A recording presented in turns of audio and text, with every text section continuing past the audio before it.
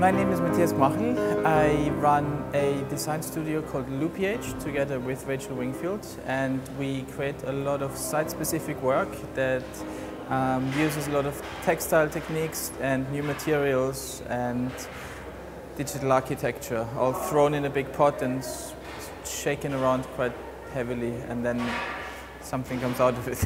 I'm Rachel, and I'm the creative director of a design studio called Loop.pH.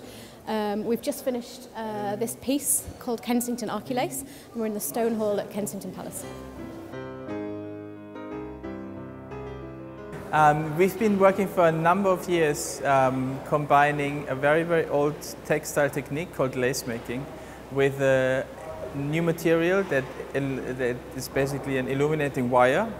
And we've blown this up to an architectural scale, so you have a large animated textile that kind of spans a whole space. And what we've done here in the Stone Hall is basically have a piece that kind of comes up in the center and then kind of spans the entire ceiling. It's made of quite a lot of individual pairs of wires that all are kind of individually controlled, so that there's a kind of nice movement and animation to it. I think it's quite hard working in a palace because it has to be so pristine. Everything has to be so well finished, and you look around at all the detailing in the building and there's a lot to live up to.